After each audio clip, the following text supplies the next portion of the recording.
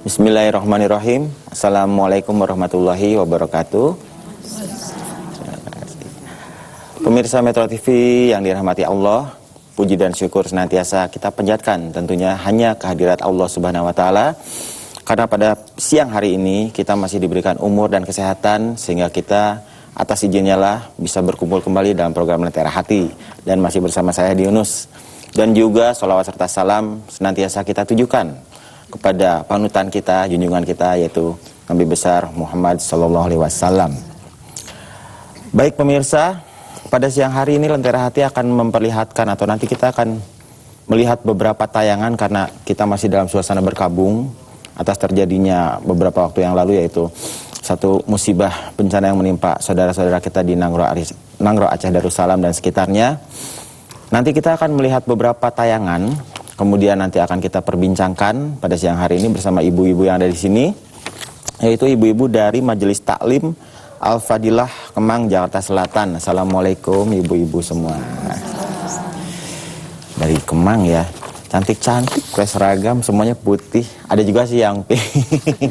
Nanti kita langsung berinteraksi langsung ya Bu ya, tanya jawab dengan narasumber kita itu Pak Quraisyah. Assalamualaikum Pak. Waalaikumsalam warahmatullahi wabarakatuh. Jadi siang hari ini kita memiliki konsep yang lain dari biasanya Pak, karena kita hari ini ada 3 tayangan kalau nggak salah yang akan kita bahas. Baik, kita langsung saja akan melihat gambar yang pertama, dan gambar-gambar ini memang dari Metro TV sempat merekamnya pada saat kejadian di Nangro Aceh Darussalam sana. Kita lihat, saksikan sama-sama gambar yang pertama. Lihatlah kami yang tertimpa musibah, negeri yang elok ini hancur dan berantakan. Lihatlah anak-anak yang dulu tertawa kini menangis ditinggal keluarga.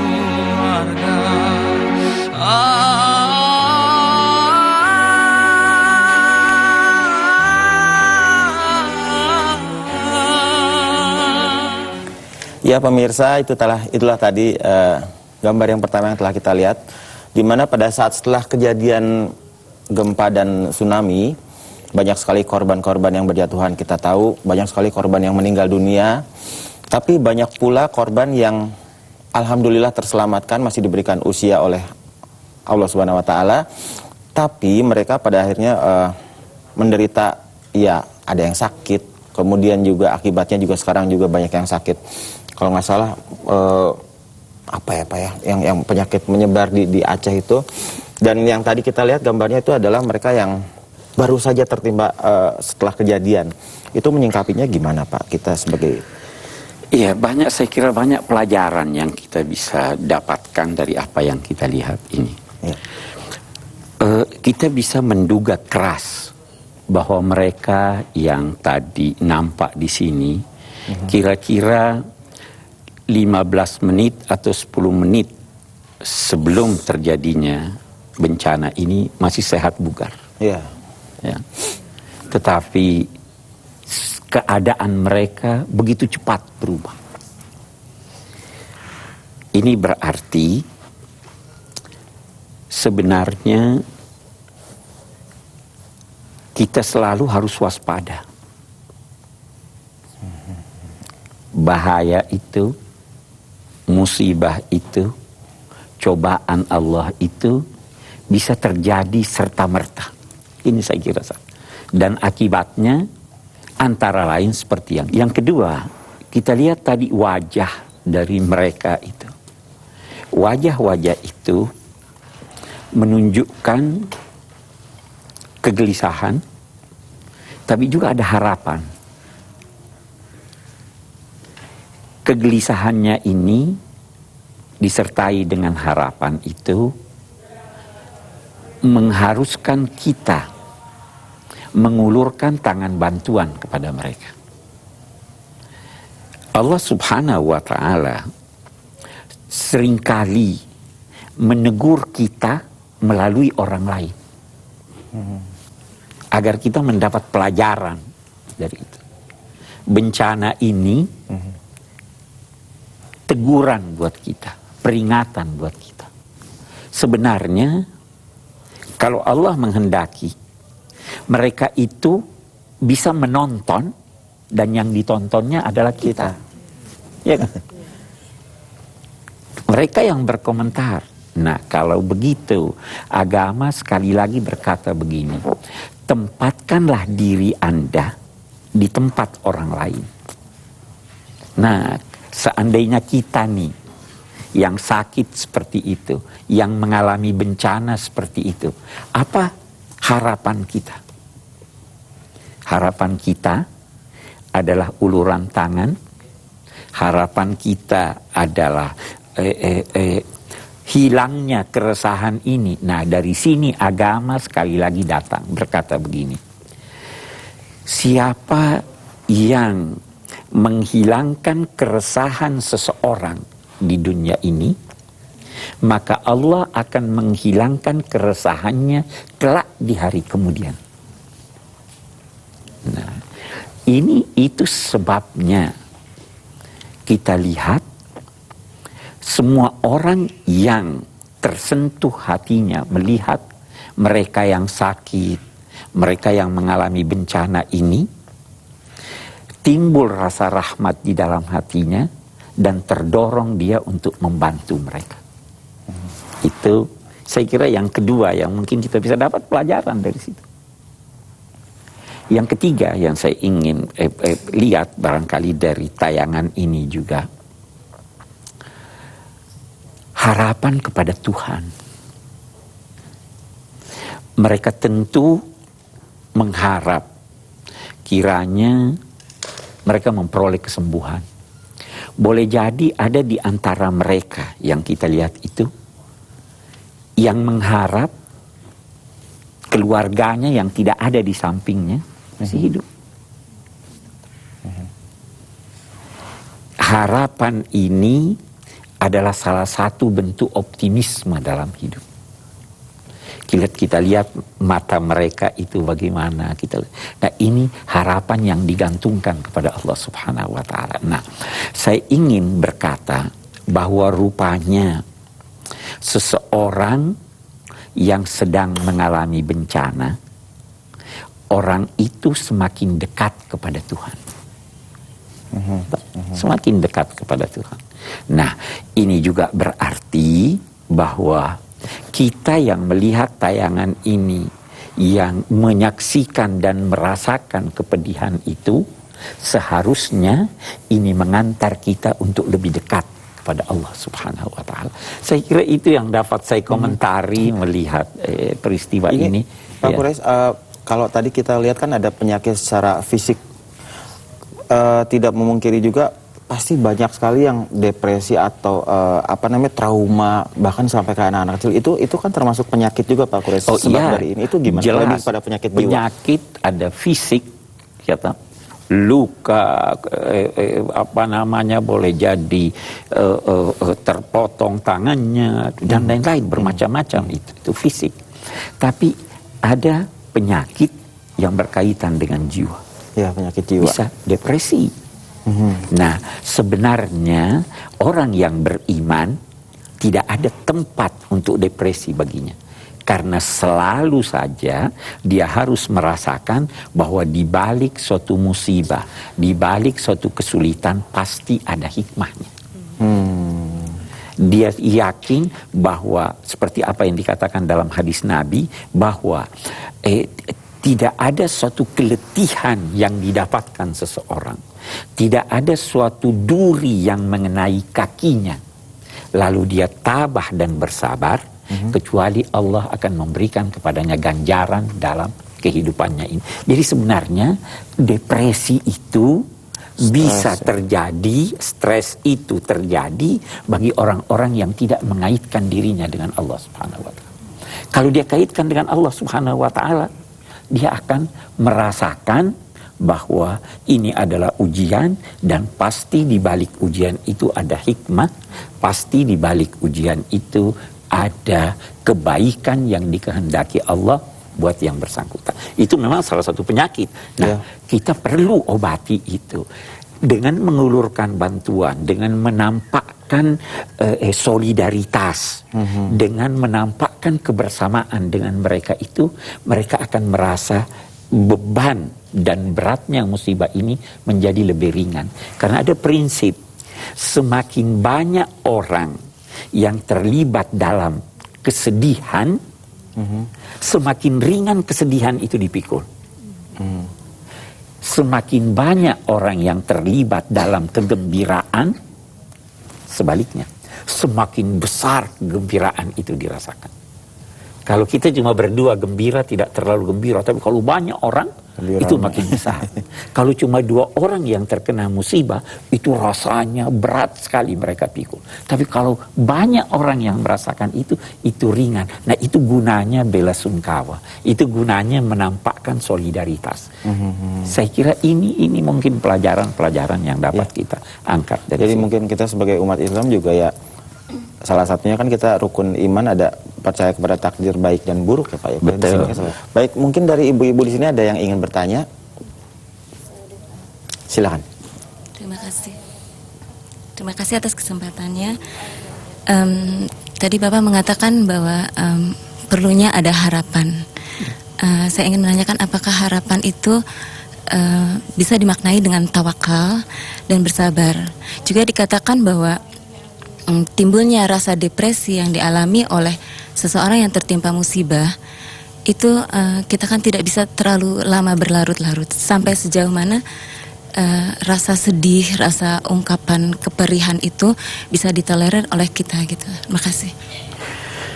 Iya, yang pertama dulu sebenarnya tidak ada larangan untuk sedih. Tidak ada larangan untuk berduka. Yang terlarang itu adalah larut dalam kedukaan. Itu yang terlarang. Kita boleh jadi sudah berlalu sekian lama dari peristiwa bencana ini. Duka masih belum bisa kita hilangkan dari hati kita. Terutama kalau kita melihat tayangan-tayangan semacam ini. Tapi yang dilarang, jangan larut dalam kesedihan sehingga menghilangkan harapan. Jangan larut di dalam kesedihan sehingga tidak melakukan aktivitas yang bermanfaat. Jangan menerima itu tanpa usaha untuk menanggulanginya. Karena tawakal itu adalah berserah diri kepada Allah, tapi disertai dengan usaha semaksimal mungkin. Kita berserah diri kepada Allah, ini peristiwa telah terjadi, kita tidak bisa lagi untuk mengelakkannya. Nah, mari kita melihat ke depan. Mari kita isi jiwa kita dengan harapan, semoga ini menjadi pelajaran dan semoga ini dapat kita jadikan sebagai momentum untuk meraih sesuatu yang baik. Saya kira itu. Tawakal ada optimisme. Pasti bertawakal itu harus ada optimis. Jadi paling tidak yang bisa dapat kita ambil adalah kita sebagai manusia boleh saja bersedih, tidak ada larangan mungkin, tapi sedapat mungkin kita tidak terlalu larut dalam kesedihan karena kita harus memikirkan masa depan kita sendiri. Masa depan kita, ya. Ya. Baik Pak Quraisy dan juga ibu-ibu yang ada di sini, juga pemirsa yang ada di rumah. Berikut ini kita akan saksikan lagi tayangan berikutnya. Kita lihat sama-sama.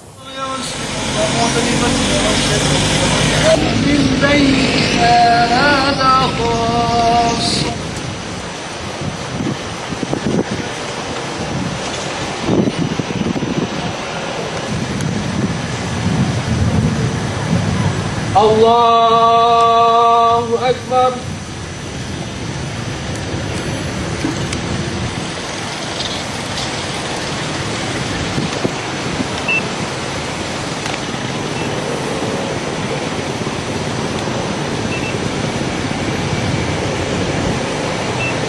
Allahu Akbar.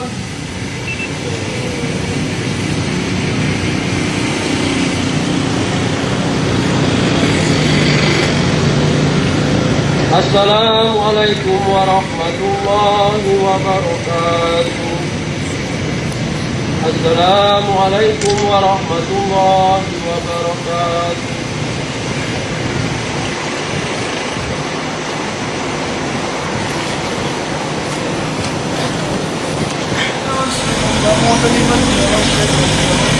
من بيننا هذا خاصة من بيننا كل شيء قدير اللهم اغفر لنا ذنوبنا ولوالدينا والمكان برحمتك يا أرحم الراحمين اللهم اصل صوابا ما قرأناه من كلامك العظيم الصمانياتنا واستغفارنا وصلواتنا وتهليلنا ودعاءنا أرحم الراحمين.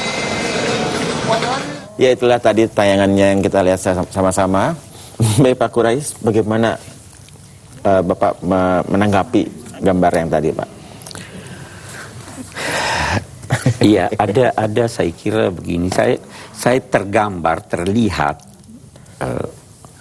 bahwa ada sikap dari salah seorang tadi yang menggambarkan dia pasrah dan sujud kepada Tuhan. Setelah kejadian, setelah peristiwa ini. Musibah. Nah, sebenarnya kalau dari segi ajaran agama, ada yang dinamai sujud syukur. Nah, sujud syukur itu bisa karena terhindar dari suatu musibah. Bisa juga karena memperoleh suatu nikmat. Saya melihat seorang yang memiliki kekurangan. Saya melihat seorang dalam bencana. Dan saya terhindar dari bencana itu. Saya syukur kepada Allah Subhanahu wa ta'ala bahwa saya tidak terkena musibah itu. Nah, di sisi lain, kita baca, kita ketahui bahwa ada orang-orang yang justru sujud dan berterima kasih pada saat dia dapat musibah. Nah, ini peringkat orang-orang yang tinggi keimanannya. Mengapa? Di dalam hadis ada dinyatakan begini. Idza ahabballahu 'abdan ibtalah. Kalau Allah mencintai seorang hamba, maka hamba itu diujinya. Diberinya cobaan. Saya sebagai dosen itu tahu persis bahwa mahasiswa yang sudah waktunya masuk ujian, saya tidak uji, dia akan berkata, kapan saya diuji? Kenapa dia minta diuji? Karena dia ingin naik kelas, karena dia ingin memperoleh segera gelarnya. Nah, ujian Allah itu apabila dilalui dengan sukses oleh seseorang, peringkatnya akan naik di sisi Allah. Nah, ada orang-orang yang justru dia bersyukur pada saat dia mendapatkan cobaan dan ujian. Karena dia akan berusaha untuk lulus dalam ujian itu, sehingga dia naik peringkatnya di sisi Allah Subhanahu wa ta'ala. Nah, itu juga salah satu bentuk kesyukuran. Walaupun tentunya ini hanya dapat diperagakan, hanya dapat dilakukan oleh orang-orang yang kualitas imannya kuat. Berbeda dengan orang yang menggerutu. Itu bertolak belakang dengan itu. Paling tidak. Nah, kita ini alhamdulillah terhindar dari bencana. Kita perlu bersyukur. Ya. Tapi syukur kita dalam bentuk apa? Syukur kita itu antara lain dalam bentuk membantu mereka. Itu syukur kita. Syukur itu adalah menggunakan segala potensi yang dianugerahkan Allah sesuai dengan tujuan penganugerahannya.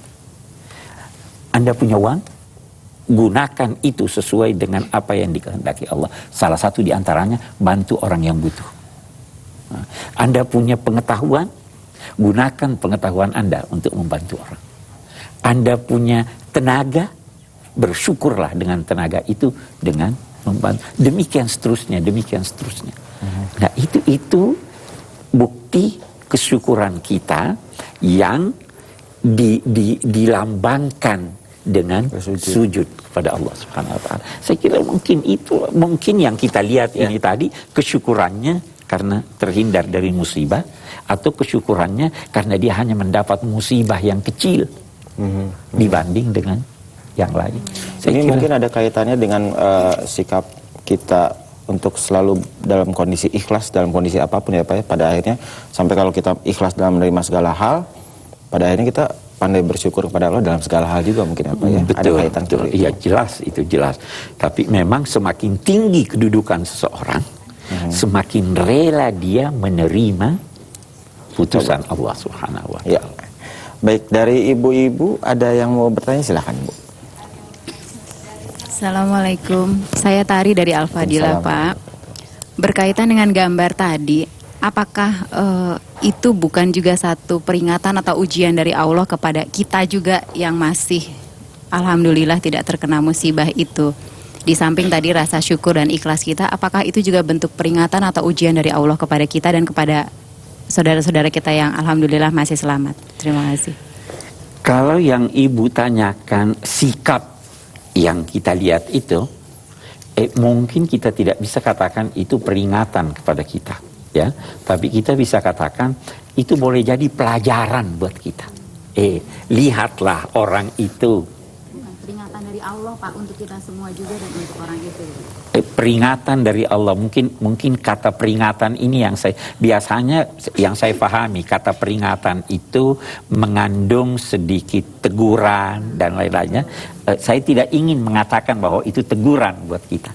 Saya lebih senang mengatakan itu pelajaran buat kita. Ya, itu pelajaran. Cobalah lihat itu orang sedang dalam musibah, Masih bisa tapi bersyukur. masih bersyukur kepada Allah Subhanahu wa taala.